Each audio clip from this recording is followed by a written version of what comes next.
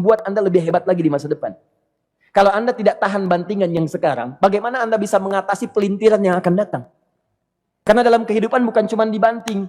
Anda mungkin mengalami Allah tidak pernah tinggalkan Anda. Mungkin ini ujian untuk membuat Anda lebih hebat lagi di masa depan. Kalau Anda tidak tahan bantingan yang sekarang, bagaimana Anda bisa mengatasi pelintiran yang akan datang? Semua keadaan jiwa kita, hati kita, perasaan-perasaan kita sudah lebih dulu bahkan pernah dirasakan oleh Nabi Muhammad SAW. Kalau Anda pernah gelisah, Nabi dulu pernah gelisah. Kalau Anda bahagia, Nabi juga pernah bahagia. Kalau Anda merasakan kekhawatiran, Nabi dulu pernah khawatir. Dan miniatur kehidupan kita sudah dicontohkan dalam perjalanan kehidupan Nabi Muhammad SAW agar kita bisa belajar mengatasi problematika kehidupan. Allahu Akbar, kalau beliau tidak diutus oleh Allah, kita tidak tahu bagaimana cara menyelesaikan pemetaan kehidupan kita hingga dengan saat ini. Bahkan satu ketika, pernah beliau kemudian dalam masa yang telah panjang berdakwah, qadarullah kemudian ada wahyu yang jeda datangnya tidak seperti biasanya. Biasanya datangnya cepat, berganti hari turun wahyu, ganti pekan turun wahyu. Ini beberapa masa wahyu belum turun. Ada hikmah di balik itu. Teman-teman sekalian, tiba-tiba beliau naik ke atas bukit, wahyu belum turun juga. Pulang ke rumah, belum turun juga. Sampai keadaan itu terlihat oleh kalangan kafir Quraisy dan mereka berkata, lihatlah Muhammad sudah gila. Dituduh gila. Jadi kalau Anda cuma dituduh dengan hal-hal yang ringan, dituduh soleh, kan? Dituduh kemudian orang yang berubah, dituduh semakin beriman dan sebagainya, barangkali itu lebih baik. Nabi dituduh gila, Anda bayangkan. Tuh Muhammad sudah gila. Muhammad sudah ditinggalkan oleh Tuhannya. Muhammad sudah kehilangan pegangannya. Muhammad sudah tidak punya orientasi. Orangnya sudah nggak jelas, bolak-balik tidak karuan. Naik ke atas bukit seakan-akan orang yang frustasi dan seterusnya. Tapi tahukah Anda apa yang terjadi? Setelah berbagai cacian, makian, tuduhan macam-macam diterima oleh Nabi SAW, lantas tibalah masanya Allah menurunkan satu surah, bahkan disandingkan dengan surah yang lainnya, bersandinglah dua surah ini secara bersamaan turun. Surah ke-93 dan surah ke-94-nya terkait berkelindan memberikan satu harapan yang sangat panjang. Kata Allah, "Wadduha wal laili idza saja, ma wadda'aka rabbuka wa ma qala, walal akhiratu khairul laka minal ula, walasawfa yu'tika rabbuka fatarda. Alam yajidka yatiman fa'awa, wa wajadaka dhallan fahada, wa wajadaka 'ailan fa'aghna. فأما اليتيم فلا تقهر وأما السائل فلا تنهر وأما بنعمة ربك فحدث." Ya Muhammad, saya bersumpah dengan waktu duha. Kalau kita baca dengan ilmu balaghahnya, itu bukan sekedar sumpah mengilustrasikan waktu duha. Karena di ilmu balaghah itu nanti ada 3 turunan ilmu. Ada disebut ilmu ma'ani, ilmu mencari kata-kata sehingga ungkapannya sesuai untuk disampaikan. Mana kata-kata yang tepat untuk disampaikan dalam konteks yang ingin dibicarakan. Itu ma'ani namanya. Kemudian setelahnya ada ilmu bayan. Bagaimana mengemas kosakata yang bagus ini sehingga bisa disampaikan dengan jelas. Orang tidak bingung menerimanya, paham maksudnya. Kemudian setelah itu kadang-kadang jelas kalimatnya, tapi kedengarannya tidak indah. Woi, rapatkan, woi, apa belum paham juga? Rapatkan saf. Nah, memang jelas, tapi nggak ngenakin. Maka bagaimana caranya disampaikan dengan jelas, tapi hati kita terasa nyaman. Memuji terasanya nyaman diserahkan kepada Allah, tapi ada kebahagiaan. Disampaikan tidak terasa tergurui, diperintahkan serasanya diberikan jalan untuk mendapatkan kebaikan. Maka yang ketiga disebut dengan ilmu badi' namanya. Ilmu menghiasi kalimat yang disampaikan sehingga terasa dengan nikmat. Turunannya nanti ada majaz namanya. Mengambil sebuah kalimatnya untuk diposisikan pada kalimat yang nyaman disebut dengan kinayah turunannya. Maka teman-teman kata Allah, wadduha, diterjemahkan demi waktu duha. Bukan sekedar waktu duha. Karena duha itu ada cahaya yang indah. Dirasakannya enak. Antum keluar waktu duha kan enak tuh. Berjemur, kata orang Sunda moyan gitu kan. Datang, bahkan sampai dianalisis ada vitamin D-nya bisa terasakan. Ya, kemudian setelah itu ada kenikmatan enak suasananya. Seakan-akan dunia milik sendiri, yang lain numpang. Wah, nyaman keluar itu. Baik, jadi wadduha itu ingin bersumpah mengilustrasikan waktu kenyamanan yang pernah dilalui.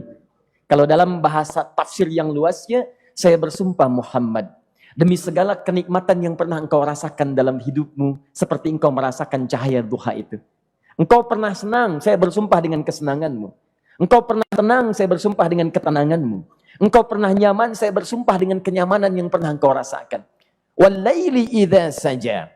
Dan aku pun bersumpah demi gelapnya malam. Demikian terjemahannya. Bukan sekedar gelapnya malam, saja itu sesuatu yang pekat. Ya, ini belakang kelihatan agak gelap nih. Untuk memberikan proyek, kesini aja Pak, saya cuma ngasih contoh ini. Contoh. Saya bukan mengeluh, bukan, ingin memberi contoh. Ya, contoh pada ilustrasi yang mau saya sampaikan. Nggak apa-apa, biarkan saja. Saya mau contoh kasih kata saja. Ya, ini belakang agak gelap untuk memproyeksikan cahaya ke sini. Tapi yang mau saya sampaikan, kalau gelapnya begitu pekat, semua cahaya ini nggak ada. Cahaya nggak ada nih, sama sekali tidak kelihatan. Saya mau tanya pada Anda, beraktivitasnya mudah atau sulit? Mudah nggak menemukan sendal Anda di luar? Belum tentu. Menemukan jalan keluar pun belum tentu mudah. Anda mesti meraba-raba jalan. Anda mesti kemudian melihat sesuatu dengan pandangan mata hati Anda. Raba, dan sebagainya. Sampai menemukan jalan itu pun belum tentu benar. Itulah yang disebut dengan gelapnya malam saja pekat. Kadang-kadang ada orang yang menghadapi satu kesulitan yang pekat. Suasananya siang. Cuman karena masalahnya begitu pekat seakan-akan membuat diri dia gelap. Jalan susah, limbung gitu. Kenapa gelap ya? Padahal terang. Karena masalah menggelimuti dirinya seakan-akan dia diselimuti masalah yang gelap. Bimbang dia. Makan gak enak, minum gak nyaman, dan seterusnya. Ya, biasanya makan ayam tenang, ini dikasih yang lebih enak juga rasanya pahit. Gak enak zamannya. Maka kalau kita ilustrasikan dalam suasana tadi Muhammad, saya bersumpah, engkau pernah hidup nyaman, ataupun engkau mengalami masalah yang sangat pekat dalam kehidupan. Engkau alami sesuatu yang dahsyat. Sampai engkau bingung, bimbang, pekat. Mereka menuduhmu dengan macam-macam. Ma wadda'aka rabbuka wa ma qala. Saya pastikan kepadamu, dalam keadaan nyamanmu seperti dulu, ataupun engkau bimbang seperti sekarang, Tuhanmu tidak akan pernah meninggalkanmu ataupun menuduhmu gila. Orang-orang yang dekat dengan Allah Subhanahu wa ta'ala, maka Allah akan menjaganya, baik dalam keadaan yang tenang dan nyaman, ataupun dalam kesulitan yang luar biasa. Walal akhiratu khairul laka minal ula. Nanti saya akan tunjukkan kepadamu. Jika kamu telah tabah dan sabar menerima cacian mereka, menerima tuduhan mereka, nggak apa-apa, ini kan muqaddimah. Masa kamu masih panjang. Kamu masih panjang dalam berdakwah. Kehidupan kamu masih panjang membawa tugas dan misi. Kalau kamu belum bersabar pada yang sekarang, bagaimana dengan yang di masa depan? Tapi saya pastikan kepadamu, jangankan yang seperti ini, masalah pekat yang paling hebat pun kamu akan hadapi, yang membuat kamu sedemikian sulit lebih daripada ini, yakinkan pada jiwamu, aku tidak akan pernah meninggalkanmu. Ini prinsip dalam kehidupan kita. Jika Anda menggantungkan hidup kepada Allah, Anda bersandar dengan baik kepada Allah, maka ayat ini akan mengatakan, teman-teman sekalian, Allah tidak akan pernah meninggalkan Anda dalam setiap kehidupan Anda. Nanti, sekarang perjuangan, kata Allah, walal akhiratu khairul laka minal ula. Nanti saat kamu tiba di akhirat, saya akan tunjukkan kepadamu ada yang lebih hebat yang tidak pernah engkau rasakan sebelumnya saat di bumi. Tidak akan ada lagi kesulitan yang kamu hadapi. Tidak akan ada lagi cacian yang kamu kemudian hadapi. Tidak ada lagi kemudian tuduhan yang kemudian kamu rasakan. Aku akan berikan apapun yang kamu inginkan sampai kamu puas. Wala sawfa yu'tika rabbuka fatardah. Nanti kamu pengen apapun, aku berikan. Kalau saufa masih ada jeda, ya. Kalau bahasanya wa yu'tika mungkin seketika. Tapi ketika mengatakan saufa, artinya bukan saat ini Muhammad. Sekarang pun aku berikan, tapi nanti yang di akhirat aku berikan sampai kamu merasa puas. Ayo minta apa saja. Hadir, hadir, hadir, hadir. Tapi yang paling indah, kalau kamu tidak percaya, alam yajidka yatiman sa'awa. Cobalah ingat, kalau sekarang sedang susah, coba ingat dulu. Bukankah saat kamu yatim, aku yang merawat sampai kamu tidak merasakan kegelisahan itu?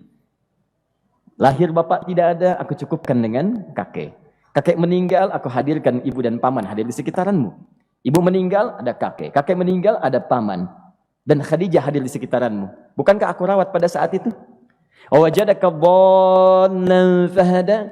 Kamu sedang bingung, sedang susah. Bukankah sering aku berikan petunjuk kepadamu? Wajadaka ailan fa'aghna. Kamu merasakan kesulitan, lahir dalam keadaan yatim, tidak ada pendukung, maka aku jadikan kaya. Bukankah saat kamu menikah dengan Khadijah, aku tambahkan lagi pendukung untuk misi dakwahmu? Ini pesan dalam Al-Quran. Kalau Anda sedang merasa susah, kalau ingin menenangkan diri, ingat-ingat yang baik-baik yang dulu. Kalau Anda sedang jatuh dalam bisnis, ingat-ingat saat Anda meningkat dalam bisnis Anda.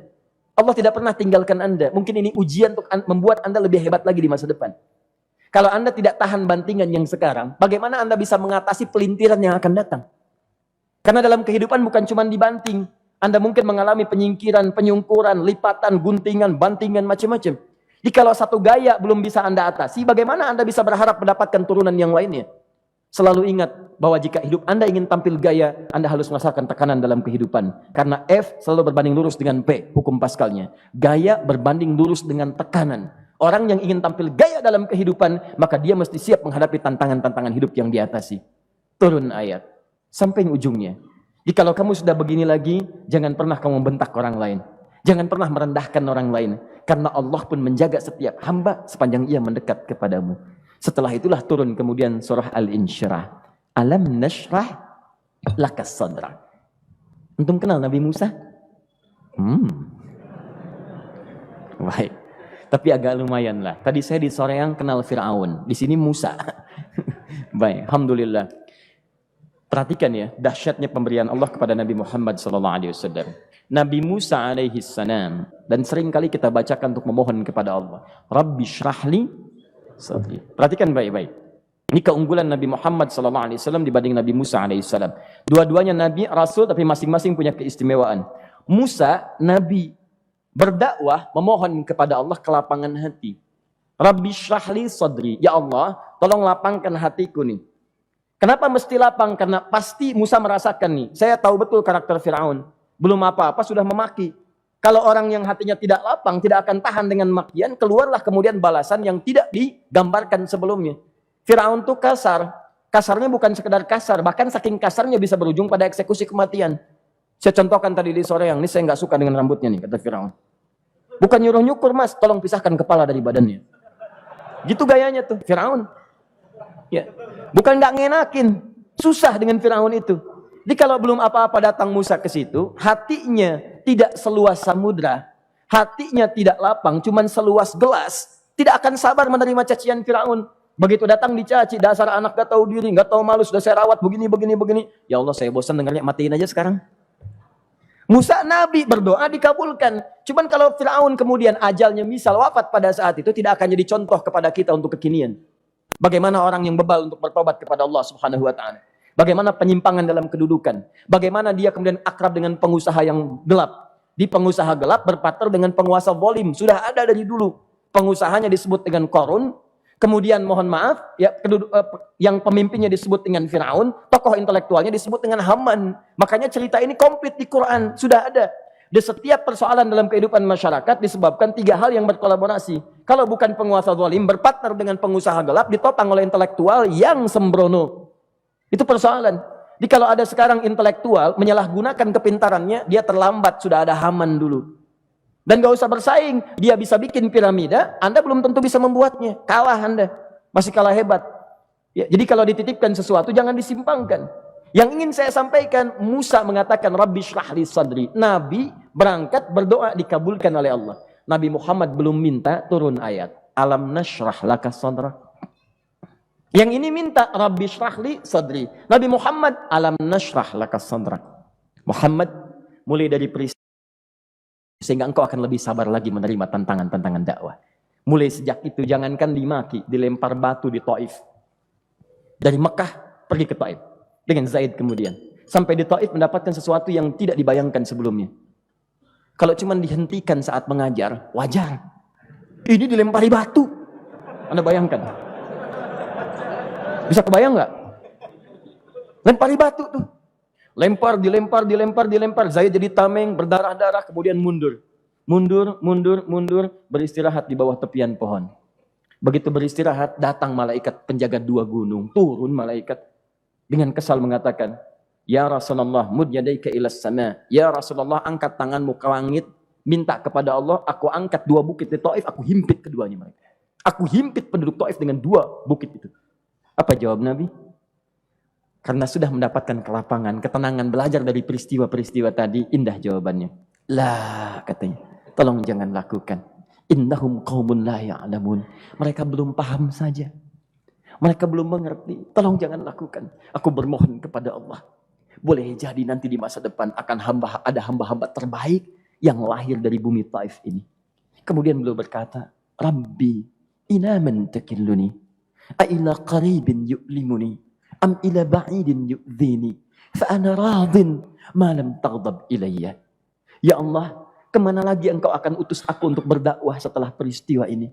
Apakah tempatnya lebih dekat aku jangkau sekarang, tapi di situ aku akan disakiti lagi?